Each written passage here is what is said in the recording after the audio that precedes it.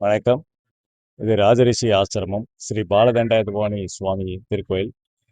இன்றைக்கி காலையிலேருந்து தைப்பூசத்தை முன்னிட்டு 100க்கும் மேற்பட்ட பக்தர்கள் பால்குட ஊர்வலமும் மற்றும் 11 மணி அளவில் சுவாமிக்கு அனைத்து வகையான அபிஷேகங்களும் உச்சிகால பூஜையும் நடைபெற்றது. மதியம் அன்னதானம் வழங்கப்பட்டது.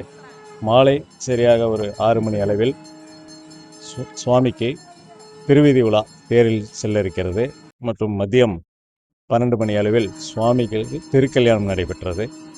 திருக்கல்யாணம் முடிந்து அன்னதானம் முடிந்து இப்பொழுது சுவாமி ஊர்வலம் புறப்பட தயாராக இருக்கிறது. 6 மணி அளவில் சுவாமி ஊர்வலம் புறப்படுகிறது.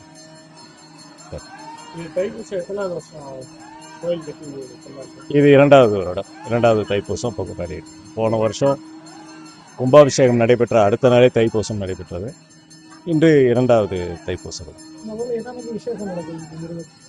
சுவாமிக்கு செவ்வாய்க்கிழமையில் விசேஷம், ஒவ்வொரு செவ்வாய்க்கிழமையும் விசேஷ பூஜைகளும் மற்றும் இங்கே சிறப்பு என்னென்னா 6 வெத்தலையில் 6 தீபம் ஏற்றி வழிபாடு செய்து என்ன நினைக்கிறார்களோ அது உடனடியாக நிறைவேறுவதாக பக்தர்கள் தெரிவித்திருக்கிறார்கள். மேலும் சஷ்டி, கிருத்திகை, வெள்ளிக்கிழமை போன்ற நாட்களில் சிறப்பு பூஜைகளும் சிறப்பு அபிஷேக ஆராதனையும் நடைபெற்று வருகிறது. நம்ம ஆசிரமத்தில் என்னென்ன சுவாமிகள் இருக்கு, அதனுடைய சிறப்பு?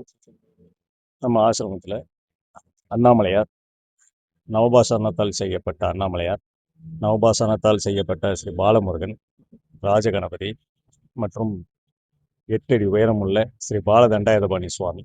இப்போ புதன்கிழமை 2 நாட்களுக்கு முன்பு ஸ்ரீ வெங்கடேச பெருமாள் மற்றும் பத்மாவதி தாயார் மற்றும் பஞ்சமுக விநாயகர், வாராகி அம்மன், தன்வந்திரி பகவான், ஸ்ரீ ராமானுஜர், ஆஞ்சநேயர், கருடாழ்வார் மற்றும் விஷ்ணு துர்கை ஆகிய தெய்வங்களுக்கு கும்பாபிஷேகம் நடைபெற்றது. இந்த தெய்வங்கள் நமது ஆசிரமத்தில் வீட்டிருக்கின்றார். நம்ம கோயிலுக்கு வரணும்னா இப்போ டவுனில் பழைய பஸ் ஸ்டாண்டு எப்படி சார்? பழைய பஸ் ஸ்டாண்ட்லேருந்து புது பஸ் ஸ்டாண்டு வரணும். புது பஸ் ஸ்டாண்ட்லேருந்து பக்கத்தில் பள்ளப்பட்டிங்கிற கிராமத்தில் சும்மா நடந்து வரக்கூடிய தூரம் தான், பக்கத்துலேயே இருக்குது. பேர் ராஜரிஷி பாபு.